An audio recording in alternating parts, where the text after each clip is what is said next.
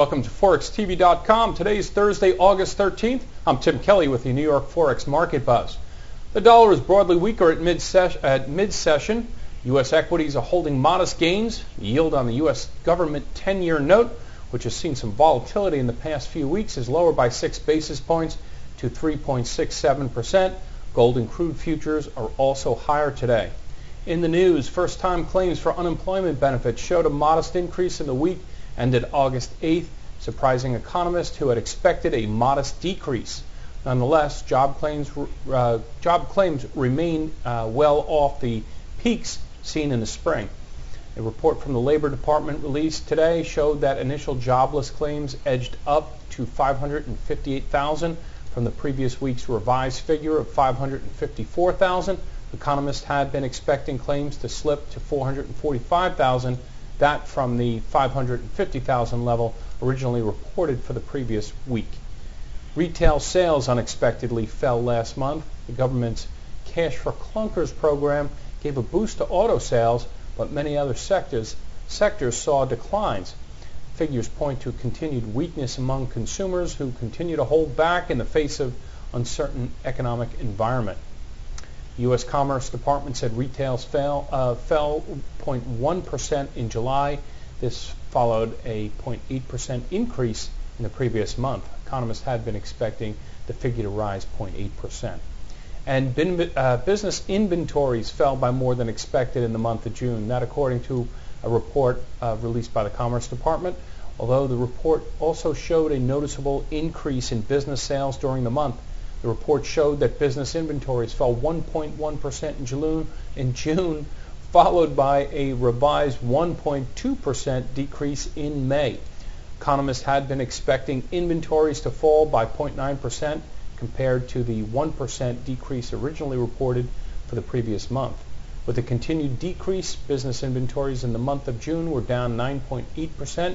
That compared to the same month a year ago.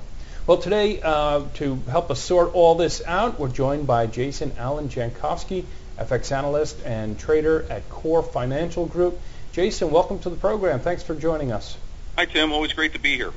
Jason, it's good to have you on a day like today because, as I said before we got started here, I read a lot of fundamentals. I follow it very closely as I can, and even in my technical writing and articles, I've just been a little confused by the action here.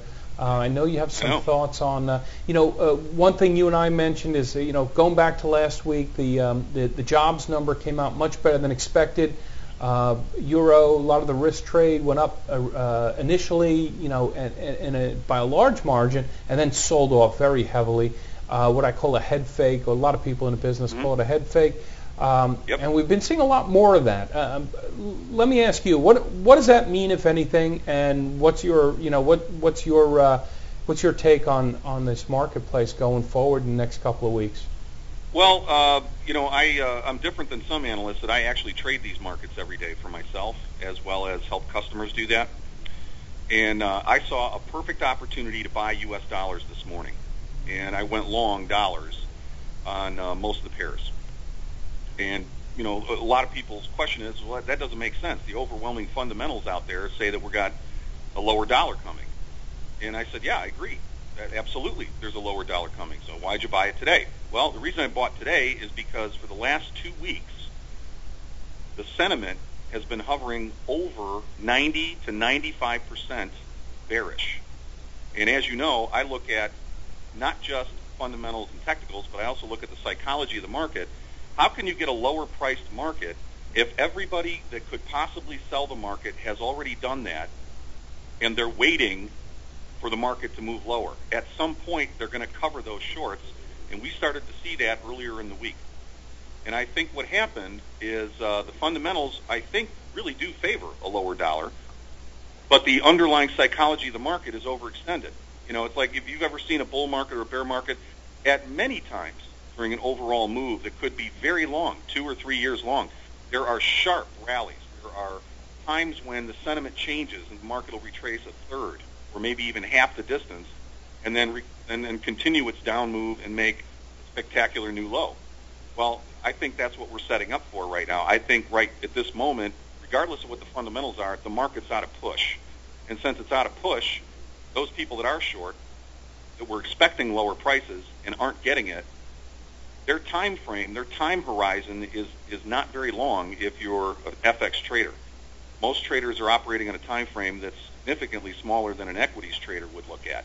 So we can have a rising stock market for the next 2 or 3 or 4 weeks before a correction eventually comes there, but you won't necessarily get a falling dollar in that time. Right. Jason, I've noticed something else, a trend that has been pretty salient. Was not that way last night. However, I've been seeing dollar being bought in the Asian and early European sessions, and then sold in the late European, early U.S. session. Anything there that you can point to, or is that just maybe coincidence at this point, or just? No, I don't think that's coincidence at all. A lot of times the currencies geographical domain of origin tends to attract people interested in that currency. When the euro was leading the market for the higher price raise that we saw, last year and the year before, most of that overnight action was higher euro. Well, it's the eurozone. So in European trade, that's when people were buying euros. In U.S. trade, that's when they're selling dollars. And that's probably mostly because it's, the U.S. is in North America and trades on New York time. There's a relationship there where sometimes you can see that develop where the market will lead price action when it's geographically related to that currency. What's interesting is that the lows have been placed a lot of times, the traded lows have been in New York, and the traded highs have been in New York during the same day. Mm-hmm. I think that, I'm saying, now that's not as common, but in the last few weeks we've seen a handful of these pairs, and maybe more than once, where the traded low was met with buying, and the traded high for the 24-hour period was in New York at the same time. And that is very significant. I think that says that dollar traders who key off U.S. action, they don't necessarily key off the price action that they see in Asia or Europe. They might be based there, but they'll wait for New York action, thereby adding their force on the market during New York time.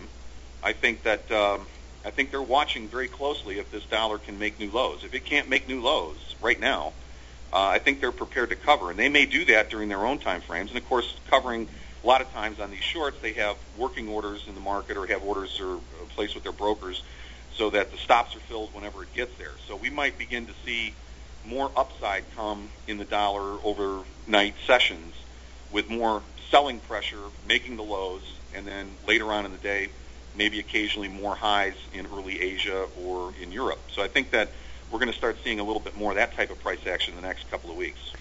Jason, you mentioned that by your count maybe 90% dollar bears out there. What's your gauge? Is this just your own internal metric, or is there something that you go by judging sentiment? Yeah, that's a great question. I watch everything that has to do with sentiment. Bullish consensus. I'll look at news reports, television programs like maybe watching CNBC, stuff like that, what you guys do, radio shows and all the rest. I listen to and watch all of that. And I just, every time I hear a dollar bear out there, I make a little hash mark, and I look for whether or not they're changing their mind. And the guys that were bullish 6 weeks ago are bearish now, and guys that have been overly bearish are more bearish than they've ever been, and they're not getting the price action that supports that. Have you ever heard the expression "buy the rumor, sell the fact"? Mm-hmm, mm-hmm. Okay. You ever noticed how sometimes the market will have a big move higher, and then a bullish piece of news will come out and it'll break hard? Yeah, so we've seen that recently, sure. Yeah, right, okay. I think that's the kind of setup that's happening right now. I think people who are dollar bears are probably going to be correct by this time next year. I really do. I think the dollar's got a long way to go to the downside, but I think we are setting up for a massive bear market rally that could easily be a third of the distance that the dollar has fallen in 2009. And it just seems to me that the price action does not support volumes. If you look at volumes have been lighter on dollar rallies over the past 2 weeks. volumes have been lighter, or pardon me, dollar declines. They've been heavier on the rallies. Volumes in the equities markets have been declining on rallies, and as you know, as volume decreases and the market goes in one direction, that's a weak trend.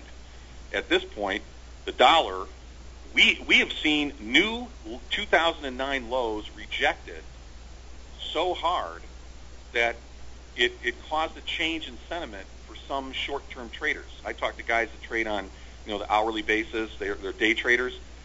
They're like, wow, boy, look at how we need to be buying dollars down here. This is the low. The low's in for the year now. I'm like, well, I wouldn't say the low's in for the year, but they were bears all the way up until that failed low in almost across the board. I mean, we had a massive rally in price for the euro that just died, just quit.